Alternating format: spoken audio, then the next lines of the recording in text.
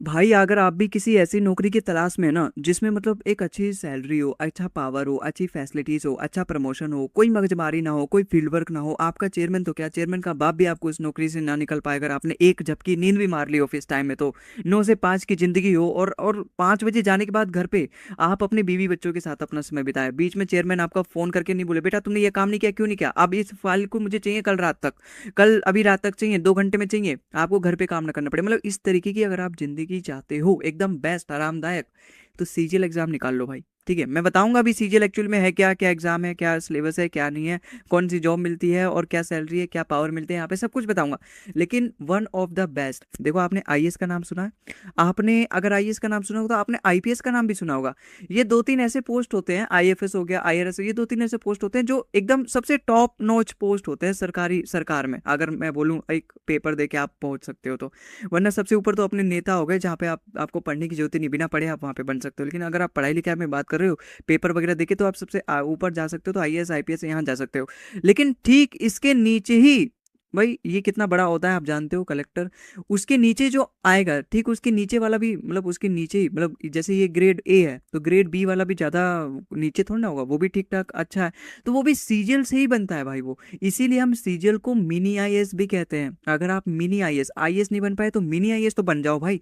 उसके लिए आपको सीजीएल निकालना पड़ेगा, कोई हार्ड एग्जाम नहीं होता, ईजी होता है, बस आपको थोड़ा सा कंसिस्टेंट वे में थोड़ा सा ज़्यादा डेडिकेशन दिखाना होता है। अगर हम बात करें यहाँ पे आज की इस वीडियो में हम क्या क्या बात करने वाले हैं, सबसे पहले हम बात करेंगे एक्चुअली सीजिल है क्या। भाई मन बना रहे हो अगर सीजीएल देने का तो जान तो लो एक्चुअली में है क्या। एलिजिबिलिटी क्राइटेरिया क्या है, कितना एज होना चाहिए, क्या सिटीजनशिप कहाँ के होने चाहिए, बाकी मतलब वो सारी चीज़ें होनी चाहिए।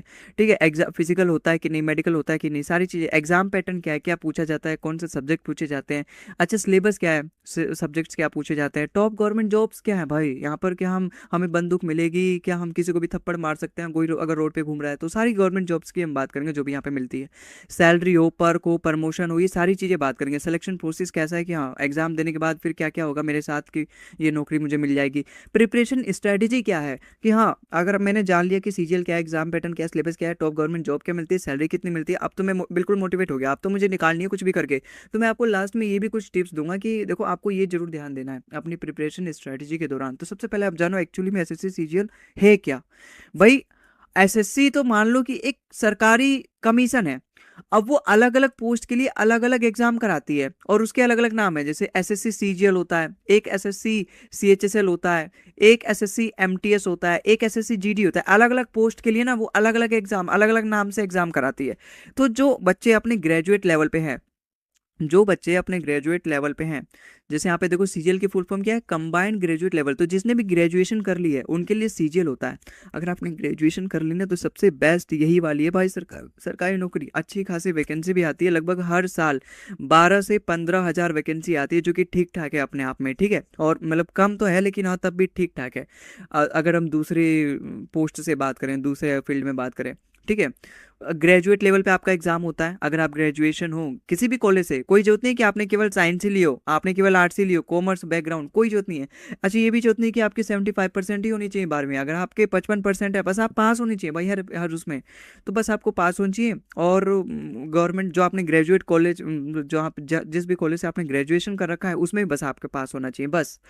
और बाकी आपकी सेंट्रल गवर्नमेंट रिक्रूटमेंट एक तरीके से, यहाँ पे जो भी आपकी सैलरी आएगी, जो भी आपका कमिश्नर होगा, सब सेंट्रल लेवल पे होता है। कोई स्टेट गवर्नमेंट आपको यहाँ पे कंट्रोल नहीं करने वाली, कोई वो सैलरी नहीं देने वाली।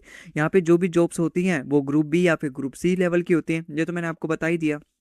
अब बात करते हैं एक्चुअली में एलिजिबिलिटी क्राइटेरिया क्या है, कि मेरे पास डिग्री के अलावा और क्या क्या होना चाहिए। देखो आपके पास किसी भी कॉलेज से, किसी भी एक गवर्नमेंट रिकॉग्नाइज्ड कॉलेज से बैचलर डिग्री होनी चाहिए, है ना, कोई बीए हो, बीएससी हो, बीटेक हो, कोई कोई सा भी डिग्री हो। आपकी जो उम्र है ना वो 18 से 32 के बीच में होना चाहिए। अगर आप 17 साल के हो तो भी नहीं लग सकते, और अगर आप 33 साल के तो भी नहीं लग सकते, लेकिन ये केवल जनरल के लिए है। वहीं अगर आपके पास ओबीसी का है, एससी एसटी, कोई भी किसी भी तरीके का, मतलब यहाँ पे अगर आपके पास सर्टिफिकेट है, कास्ट सर्टिफिकेट, और उस पर रिलैक्सेशन है तो आपको मिल जाएगा भाई। ओबीसी के लिए 3 साल और एससी एसटी के लिए आपको यहाँ पे 5 साल मिल जाएगा। तो अगर आप इस कैटेगरी में लाई करते हैं तो आपके लिए बहुत अच्छा है। अच्छा इंडियन सिटीजनशिप आपका मतलब होना चाहिए। ये तो मतलब जितने भी गवर्नमेंट जॉब है इंडिया में, तो उसके लिए तो आपके सिटीजनशिप इंडिया ही होना चाहिए, इंडियन होना चाहिए। देखो ये जो आप यहाँ पे 35,000 रुपये सैलरी देख रहे हो ना, आप ये बोलोगे इतना तो मैं अपने घर के बाजू वाले कंपनी में कमा लेता हूँ। नहीं, ये भाई 35,000 रुपये नहीं, आप 65,000 रुपये लिखो, ये गलती से लिख गया है। 65,000 रुपये आपकी बेस, सबसे सबसे जो मिनिमम सैलरी होगी ना, 65,000 रुपये। आप ही बताओ, अगर आप किसी प्राइवेट नौकरी में जाओगे तो सबसे पहले वो आपको 20,000 रुपये रखेगा, फिर हर महीने 3-3 4-4 हज़ार रुपये बढ़ा के तब जाके आप पता नहीं कौन से ज़माने में 50-60-70 हज़ार रुपये कमा पाओगे एक महीने में। लेकिन यहाँ पे अगर आप एग्जाम को पास कर लेते हो, जो कि मतलब उतना भी चैलेंजिंग नहीं है, अगर आप ठीक ठाक तरीके से करोगे पढ़ाई, तो आपकी पहले महीने की सैलरी सोचो 72,000 रुपये होगी, 72 से 80,000 रुपये के बीच में होगी। आप जैसे सिटी में हो, जैसे आपकी पोस्ट लगी है, तो 72,000 से 80,000। और ये सैलरी 1.5 लाख प्लस तक जाती है, जैसे जैसे आपकी पोस्ट वगैरह प्रमोशन हर साल होते रहता है, तो उसके हिसाब से आप बताओ 72,000 80,000 रुपये कम है आज के ज़माने में? ठीक ठाक एकदम एकदम अच्छी सैलरी है। उसके बाद अलग अलग पॉक्स वगैरह भी मिलते हैं, आपका एनपीएस वगैरह भी कटता है, जिसमें आपके 14,000 रुपये कटेंगे। ये 80,000 के बाद की बात है। वैसे तो आपकी सैलरी पूरी 96,000 1 लाख तक होती है, लेकिन उसमें से 14,000 रुपये कटने के बाद आपके पास इन हैंड सैलरी जो आएगी वो 80,000 रुपये होगी। जो 14,000 आपके कटेंगे एनपीएस के नाम पे, उसमें ही 14,000 रुपये और मिला के जो सरकार है, कुल मिला के 28,000 हो जाएगा, वो आपके नाम पे हर महीना जमा होता रहेगा, है ना। ये पे लेवल 4 से 7 है। अब तो 8वां लेवल आ गया। 8वें लेवल के बाद ये जो 80,000 रुपये सैलरी है, ये 1,10,000 1,15,000 के आसपास हो जाएगी। अब लागू हो गया है ना, 2026 2027 में लागू होने वाला था। फिर एक्चुअली में जो एचआरए है, एचआरए डीए टीए, ये सब इसी में इंक्लूडेड है। आपकी जो सैलरी होती है ना, वो 45,000 रुपये होती है एक्चुअली में, 45,000 रुपये 55,000 रुपये, लेकिन ये बेसिक होती है।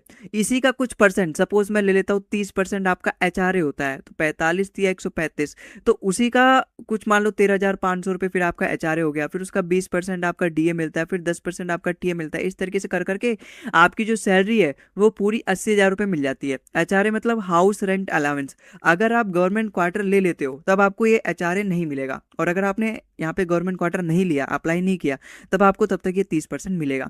जॉब सिक्योरिटी तो आप जानते हो एकदम गॉड लेवल है, एकदम मतलब खतरनाक लेवल तक है, कोई भी आपको नहीं निकाल सकता। प्रेसिडेंट को ही आना पड़ेगा अगर आपको जॉब से निकालना है तो। प्रमोशन भी भाई ठीक ठाक है, आपके जो प्रमोशन है वो लगभग हर 6 साल में 5 साल में एक प्रमोशन हो जाता है। मतलब आप एकदम, जैसे अभी आप इनकम टैक्स इंस्पेक्टर बने हो ना, तो इनकम टैक्स ऑफिसर बन जाओगे, और आपकी सैलरी में भी उतना ही बड़ा जंप आता है। अगर आपकी सैलरी भी 80,000 रुपये ना, तो तुरंत 1,10,000 हो जाएगा, मतलब 20-25 हज़ार रुपये बढ़ जाता है आपकी सैलरी। ठीक है, आगे हम बात करते हैं। ये तो सारी हमने बातें कर ली कि हाँ भाई सैलरी भी ठीक ठाक है, सब कुछ ठीक ठाक है यहाँ पे, सिलेक्शन प्रोसेस। लेकिन हमें क्या क्या करना पड़ेगा अगर हमें एसएससी सीजीएल पास करना है? तो सबसे पहले यहाँ पे 2 एग्जाम होते हैं, एक होता है टीयर 1 जिसे हम प्री भी बोल सकते हैं, ठीक है, और एक होता है अपना टीयर 2 जिसे हम मेंस बोलते हैं। वही उसी की तरह है भाई, यूपीएससी की तरह है, प्री मेंस। लेकिन यहाँ पे अच्छी बात है ना, आपका इंटरव्यू नहीं लिया जाएगा, है ना। यहाँ पे आपका इंटरव्यू, तो सबसे बड़ी बात तो यही है भाई, इंटरव्यू से कई बच्चे डरते हैं, तो आपका यहाँ पे कोई इंटरव्यू नहीं लिया जाएगा। आपको केवल प्री का पेपर देना है, जो कि अपना 200 नंबर का होता है, 4 सब्जेक्ट पूछे जाते हैं, और मेंस का पेपर देना है, जो कि आपका 300 नंबर 90 नंबर का होता है, जिसमें 5 सब्जेक्ट पूछे जाते हैं। और वही जो इसमें पूछे जाते हैं ना, वही चीज इसमें भी पूछा जाता है, बस थोड़ा सा लेवल इंक्रीज कर दिया जाता है। जब आपने टीयर 1 क्वालिफाई कर दिया, टीयर 2 क्वालिफाई कर दिया, तब आपका डॉक्यूमेंट वेरिफिकेशन मंगाया जाएगा, आपको बुलाया जाएगा, एक दिन कॉल करके बुलाया जाएगा। आप अपने 10वीं 12वीं ग्रेजुएशन, कास्ट सर्टिफिकेट, आधार कार्ड सब कुछ ले आओ, ठीक है, जो भी आपके हैं, पैन कार्ड सब कुछ ले आओ। हम चेक करना चाहते हैं कि आप कहीं किसी दूसरे कंट्री से तो नहीं आए, ठीक है। फिर आपका मेडिकल होगा। मेडिकल में भी ना, ये नहीं कि आपका बहुत खतरनाक मेडिकल होगा कि हाँ आपके सब कुछ चेक किए जाएंगे कि सब कुछ अंग वंग भंग तो नहीं है, आपकी आंखें चेक नहीं करी जाएंगी, मतलब ये सब कुछ चेक किया जाता है। लेकिन अगर आपको चश्मा लगा है, आप किसी भी तरीके से थोड़ा सा भी मतलब है अगर वैसा, तो यहाँ पे कोई दिक्कत नहीं है। मान लो अगर आपकी आंखों पे चश्मा लगा है, तो यहाँ पे कोई दिक्कत नहीं है भाई, आप कर सकते हो। ये जो फील्ड जॉब होती है ना, जैसे पुलिस की, आर्मी की, आपकी अगर हाइट कम है तो भी आपको यहाँ पे कोई दिक्कत नहीं आने वाली, वो वाली जॉब है भाई। यहाँ पे आपको ऑफिस में काम करवाना है यार, कौन से उनको बंदूक खड़ के बंदूक देकर बॉर्डर पे खड़ा करवाना है। यहाँ पे जो भी जॉब मिलेगी ना, आपको ऑफिस में करना होगा एकदम। 90% ऑफिस है, 10% आपका कभी कभार फील्ड के लिए रेड वगैरह पे भेज देंगे वो, या फिर ऑडिट वगैरह पे भेज देंगे किसी कंपनी में, वहां पर भी आपको ट्रीट किया जाएगा एकदम कमिश्नर की तरह, ठीक है। तो आपका मेडिकल भी कुछ खास नहीं होता, बस आपको थोड़ा बहुत बस अगर किसी किसी जॉब में जैसे कोई फील्ड वगैरह हो तो उसमें केवल आपको 15 मिनट साइकिल वगैरह चलवा दी जाएगी, बस और थोड़ा सा वॉक करवा दिया जाएगा आधा घंटा, ठीक है। उसके बाद आपका फाइनल सिलेक्शन हो जाएगा। यहाँ पे मेडिकल में तो कोई दिक्कत आती नहीं है।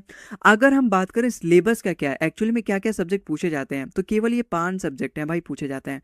ये प्री में नहीं पूछा था, ये केवल और केवल मेंस में पूछा जाता है। कंप्यूटर नॉलेज 60 नंबर का आता है और केवल क्वालिफाई होता है, आपको इसमें 25 से 30 नंबर लेकर आने होते हैं, ठीक है। 20 क्वेश्चन पूछे जाता है, हर क्वेश्चन 3 नंबर का होता है, तो उसको मिला के 60 नंबर का पूरा पेपर होता है, जिसमें से आपको 25 से 30 नंबर मतलब अगर आप उसमें से 10 क्वेश्चन भी ठीक कर दिए तो आपका हो जाएगा। तो लेकिन ये केवल क्वालिफाइंग है ना, ये केवल क्वालिफाइंग है, इसके नंबर नहीं जुड़ते। अब ये जो 4 सब्जेक्ट हैं ये प्री की बात हो रही है कि 50-50 नंबर के हैं। रीजनिंग हो गया, जीके हो गया, क्वांट मतलब मैथ्स हो गया, इंग्लिश हो गया, केवल 4 सब्जेक्ट हैं। मतलब इस समय 50-50-50 मार्क्स के होते हैं और टोटल मिला के अपना 200 नंबर का यहाँ पे प्री हो जाता है। अगर मैं बात करूँ यहाँ पे एवरेज कट ऑफ कितनी जाती है, आपको कितना टारगेट करना है, कितना नंबर लेकर आना पड़ेगा, तो आपको कम से कम 160 नंबर लेकर आना पड़ेगा भाई। 160 नंबर मतलब कुल मिला के लगभग 80% के आसपास आपको नंबर लाने पड़ेंगे। ये बोलने से काम नहीं चलेगा भाई इतने तो मेरे बोर्ड में नहीं आए 12वीं में, तो मैं यहाँ पर कैसे लेके आऊँ। देखो मेहनत करनी पड़ेगी। अब यही वो आखिरी के 1.5-2 साल बचे हैं जिसमें आप मेहनत करके अपनी ज़िंदगी बचा सकते हो, वरना फिर उसके बाद तो आपका मन नहीं लगेगा। अगर आपके घर वाले अभी शादी कर दिए, बच्चे हो जाएंगे, फिर मन नहीं लगेगा भाई कहीं भी पढ़ाई में, ठीक है। तो यही वो समय बचा है, तो मतलब कर लो मेहनत जी जान लगा के जहाँ पर भी जाना चाहते हो उसके लिए। तो ये तो रहा अपना प्री जो कि 200 नंबर का होगा, ये केवल आपको क्वालिफाई करना रहेगा। मतलब इतनी कट ऑफ आती है एसएससी के थ्रू कि आपको 160 जो भी 160 से ऊपर नंबर लेकर आए उसको हम मेंस देने देंगे। अब जो भी मेंस देगा ना, ये अपना मेंस का है पूरा, ये तो अपना टीयर 1 का था पूरा। अब ये मेंस है, मेंस में पेपर 1 होता है, पेपर 2 होता है, पेपर 3 होता है। पेपर 1 में यही 4 सब्जेक्ट पूछे जाते हैं। अपना 25 क्वेश्चन रीजनिंग, 25 नहीं पूछे जाते, फिर 30-30 पूछे जाते हैं। 30 क्वेश्चन रीजनिंग के, 30 क्वेश्चन अपने जीके के, और इसमें 25 पूछ देते हैं, ठीक है। 25 क्वेश्चन अपने जीके के, ठीक है। इसको सही कर लेना, रुको एक बार मैं अच्छे से बताता हूँ, ठीक है। 25 क्वेश्चन अपने जीके के, वही 30 क्वेश्चन अपने मैथ के, और 45 क्वेश्चन अपने इंग्लिश के। इस तरीके से कर करके आपके पूछे जाते हैं, जिसमें 90 नंबर का ये हो गया, 75 नंबर का ये हो गया, 90 नंबर का ये हो गया, 45 दिया, 135 नंबर, मतलब हर एक क्वेश्चन 3-3 नंबर के होते हैं ना। तो इस तरीके से मिला के आपके कुल मिला के 390 नंबर का यहाँ पे टीयर 2 हो जाता है। ये पेपर 2 पेपर 3 क्या है, ये पेपर 2 पेपर 3 हर किसी को नहीं देना पड़ता। कुछ कुछ ऐसी पोस्ट होती है जैसे डबल AO, एक ही पोस्ट है जिसमें केवल अगर आप डबल AO बनना चाहते हो, वो सबसे सबसे ज़्यादा उसमें सैलरी होती है। अगर आप सबकी 80,000 रुपये, तो उसकी 1 लाख रुपये सैलरी होती है। उसमें हमें किसी दूसरी कंपनी में जाके चेक करना होता है कि वो कंपनी सही से काम कर रही है कि नहीं, टैक्स वगैरह भर रही है कि नहीं, है ना। मतलब वो सब चेक करना होता है। तो केवल अगर आप इस जॉब के लिए देना कर मतलब चाहते हो कि ये जॉब मेरे को मिले, केवल आप इसके लिए, तभी आप ये पेपर दो, वरना मत दो। जो बाकी की नौकरियां हैं, income tax inspector, preventive officer, examiner, वो सारी चीज़ें, जो एक्साइज इंस्पेक्टर, वो सब केवल पेपर 1 ही आपको देना है, बस यही मैंडेटरी है। उसके बाद तो ये जो 2 है ऑप्शनल है, आप दो चाहे ना दो तो भी आपके होगा सब कुछ।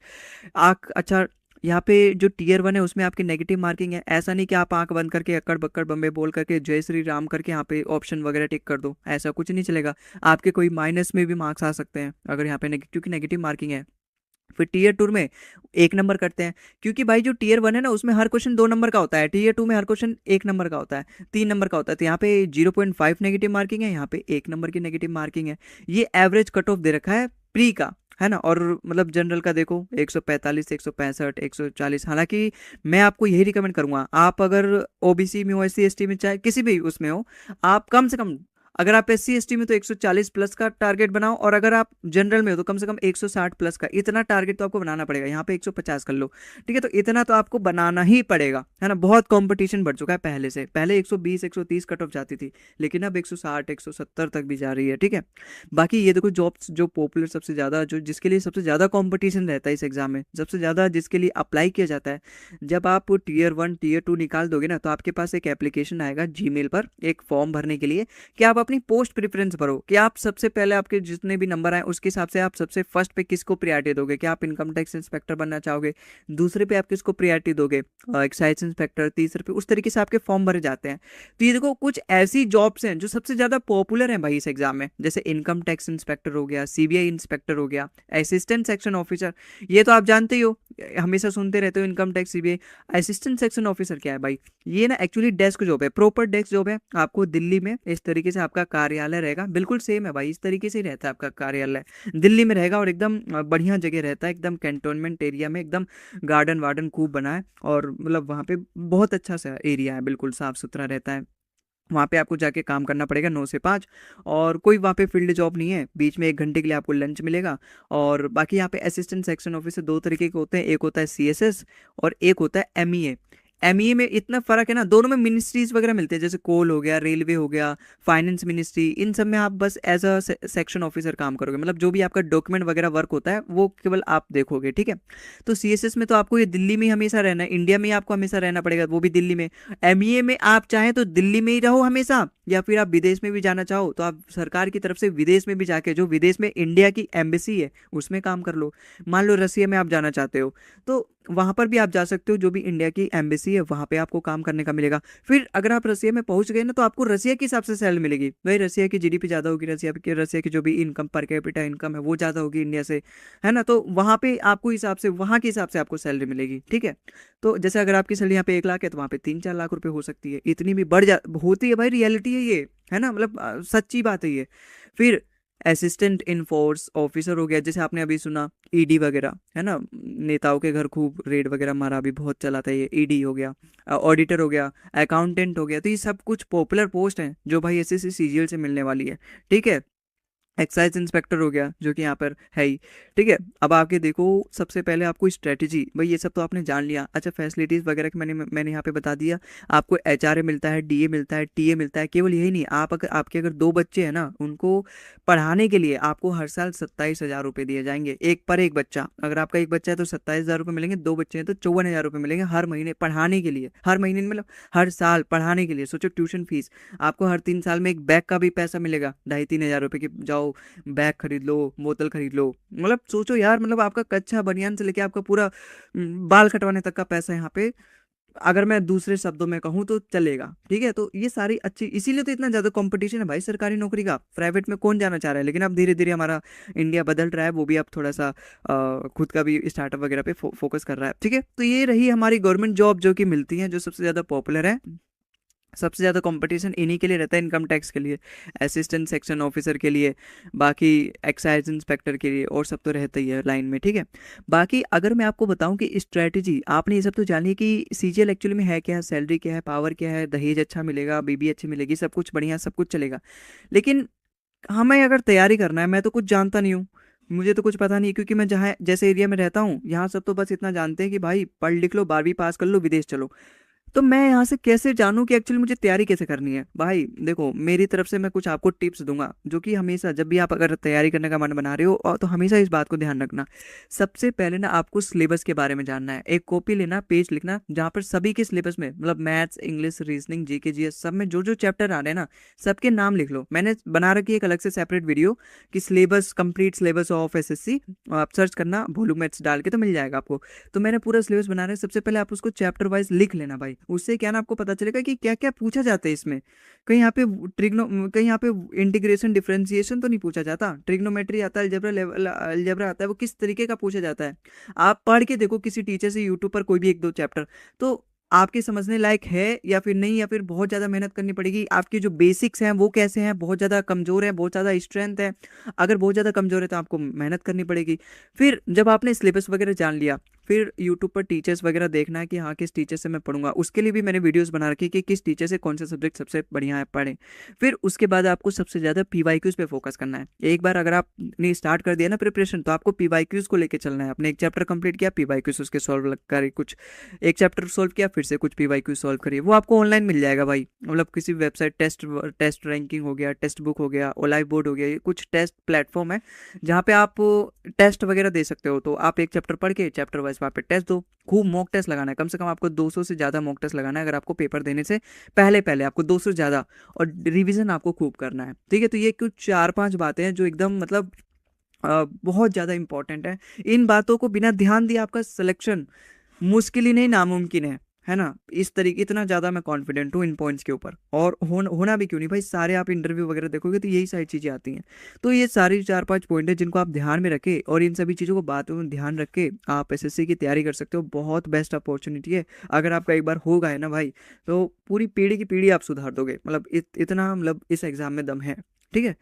तो आई होप आपको समझ में आया होगा आज की इस वीडियो में पूरा एसएससी के बारे में। और बाकी अपना कमेंट जरूर करें, फीडबैक जरूर बताएं, कैसा लगा आपको वीडियो, कैसे लगी आपको जानकारी, कुछ डाउट वगैरह हो इससे रिलेटेड तो कमेंट में जरूर बताएं। बाकी हम अगले वीडियो मिलते हैं किसी और नए एग्जाम के साथ, किसी और नए एग्जाम के बारे में, किसी और नए चैप्टर के साथ, है ना? आप चैनल पर जाके एक्सप्लोर करो, मैं इनसे रिलेटेड तैयारी भी करवाता हूँ, मैथ्स हो गया, रीजनिंग, मतलब जो भी जरूरत होती है तो मैं जरूर वीडियोस बनाता हूँ। ठीक है? तो प्रैक्टिस रीड्स तो हमारी चली रही है, तो आप चैनल पे जाके एक बार एक्सप्लोर करो। बाकी आज के इस वीडियो में बस इतना ही। मिलते हैं हम अगले वीडियो में किसी और नए टॉपिक के साथ। तब तक के लिए जय हिंद, जय भारत। खुश रहो, स्वस्थ रहो।